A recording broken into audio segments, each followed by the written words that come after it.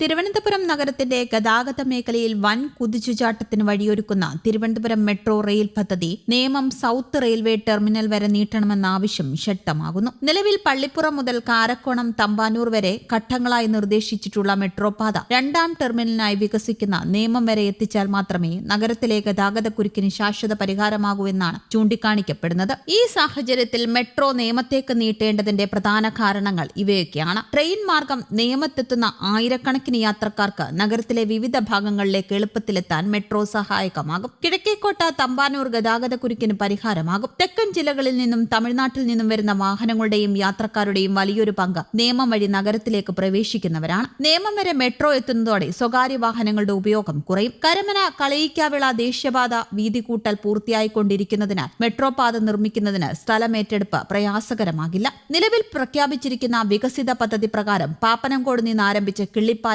Thampanoor, Palayam medical college, Sreekaryam, Kazhakoottam, Technopark, വിമാനത്താവളം വഴി ഈഞ്ചക്കലിൽ അവസാനിക്കുന്ന 31 കിലോമീറ്റർ ദൈർഘ്യമുള്ള 27 സ്റ്റേഷനുകളാണുള്ളത്. ഏകദേശം 8,000 കോടി രൂപ ചെലവ് പ്രതീക്ഷിക്കുന്നതാണ് ഈ ഘട്ടം. പാപ്പനംകോട് വെച്ച് അവസാനിക്കുമ്പോൾ നേമം റെയിൽവേ ടെർമിനലിലേക്ക് എത്തുന്ന ആയിരക്കണക്കിന് യാത്രക്കാർക്കും തെക്കൻ അതിർത്തി പ്രദേശങ്ങളിലുള്ളവർക്കും മെട്രോയുടെ നേരിട്ടുള്ള പ്രയോജനം ലഭിക്കാതെ പോകും. നേമം വരെ നീട്ടേണ്ടതിന്റെ അടിയന്തര ആവശ്യകത എന്നത് സൌത്ത് റെയിൽവേ ടെർമിനലുമായുള്ള സംയോജനമാണ്. തിരുവനന്തപുരം സെൻട്രലിലെ തിരക്ക് കുറയ്ക്കാൻ തിരുവനന്തപുരം സൌത്ത് ടെർമിനൽ പുതിയ പ്ലാറ്റ്ഫോമുകളും പിറ്റ് ലൈനുകളും വികസിച്ചുകൊണ്ടിരിക്കുകയാണ്. ട്രെയിൻ മാർഗം നേമത്തിറങ്ങുന്ന യാത്രക്കാർക്ക് നഗരത്തിലേക്കും ടെക്നോ പാർക്കിലേക്കും വേഗത്തിലെത്താൻ മെട്രോ ഇവിടെ വരെ നീട്ടേണ്ടത് അത്യാവശ്യമാണ്. വിഴിഞ്ഞം അന്താരാഷ്ട്ര തുറമുഖം പൂർണ്ണ പ്രവർത്തന സജ്ജമാകുന്നതോടെ ഈ മേഖലയിൽ ഉണ്ടാകുന്ന വൻ ഗതാഗത സാന്ദ്രത കൈകാര്യം ചെയ്യാൻ നേമം വരെയുള്ള മെട്രോ ലൈൻ നിർണായകമാകും. പുതിയ ജില്ലാ രജിസ്ട്രേഷൻ കോംപ്ലക്സ് ഉൾപ്പെടെയുള്ള കേന്ദ്രങ്ങൾ നേമത്താണ് വരുന്നത്. ജില്ലയുടെ വിവിധ ഭാഗങ്ങളിൽ നിന്ന് ഇവിടെ എത്തുന്നവർക്കും മെട്രോ ഉപകാരപ്പെടും. ബാലരാമപുരം, നെയ്യാറ്റിൻകര, കാഞ്ഞിരകുളം, വിഴിഞ്ഞം, മലയൻകീഴ് തുടങ്ങിയ പ്രദേശങ്ങളിലെ യാത്രക്കാർക്ക് നഗരത്തിലേക്ക് കടക്കാനുള്ള ഏറ്റവും അടുത്ത മെട്രോ പോയിന്റായി നേമം മാറും. നേമത്തെ റെസിഡൻസ് അസോസിയേഷനുകളുടെ കൂട്ടായ്മയായി ഫ്രാൻസ് ഉൾപ്പെടെയുള്ള സാമൂഹിക സംഘടനകൾ പദ്ധതി അലൈൻമെന്റ് നേമം വരെ നീട്ടണമെന്നാവശ്യപ്പെട്ട് മുഖ്യമന്ത്രി വി ഡി സതീശൻ, രാജീവ് ചന്ദ്രശേഖർ MLA എന്നിവർക്ക് നിവേദനം നൽകിയിട്ടുമുണ്ട്.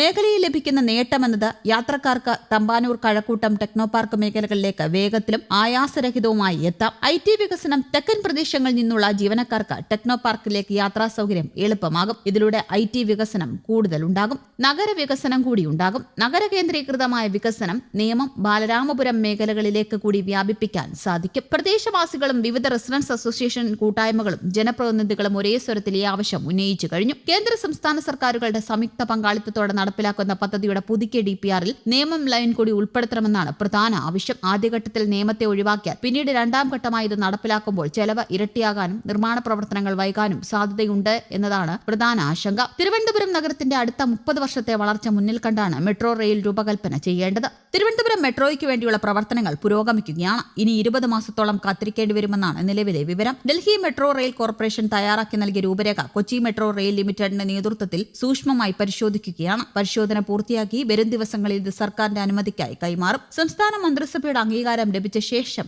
ഈ DPR അന്തിമ അനുമതിക്കായി കേന്ദ്രത്തിന് സമർപ്പിക്കും. കഴിഞ്ഞ നവംബറിൽ അലൈൻമെന്റിന് സർക്കാർ അനുമതി നൽകുകയും പദ്ധതിയുടെ ചെലവ്, സ്ഥലമേറ്റെടുക്കൽ എന്നിവ അടങ്ങിയ വിശദമായ DPR തയ്യാറാക്കൽ KMRLനോട് ആവശ്യപ്പെടുകയായിരുന്നു. തുടർന്ന് KMRLനു വേണ്ടി ഡൽഹി മെട്രോ റെയിൽ കോർപ്പറേഷനാണ് DPR തയ്യാറാക്കിയത്. കൊച്ചി മെട്രോയുടെ മാതൃകയിൽ 60% വായ്പയെടുത്തും സംസ്ഥാന കേന്ദ്ര സർക്കാരിൽ നിന്ന് 20% വീതവും എടുത്താണ് നിർമ്മാണം പൂർത്തിയാക്കാനാണ് ലക്ഷ്യമിടുന്നത്. പൂർണ്ണമായും എലിവേറ്റഡ് രീതിയിലാകും നിർമ്മാണമെന്നാണ് DPRൽ നിർദ്ദേശിക്കുന്നത് എന്നാണ് സൂചന. ഉയരപ്പാതയ്ക്ക് ഏകദേശം 10,000 കോടി രൂപയോളം ചിലവ് വന്നേക്കും. നേമം ടെർമിനലുമായി മെട്രോ ബന്ധിപ്പിക്കുന്നത് തലസ്ഥാന നഗരിയുടെ സമഗ്ര വികസനത്തിന് വൻ ഊർജ്ജം പകരുമെന്നതിൽ സംശയമില്ല. മെട്രോയും സംസ്ഥാന സർക്കാരും ഈ ജനകീയ ആവശ്യത്തോട് അനുകൂലമായി പ്രതികരിക്കുമെന്ന പ്രതീക്ഷയിലാണ് തിരുവനന്തപുരം നിവാസികളും. News desk, Kerala Kaumudi.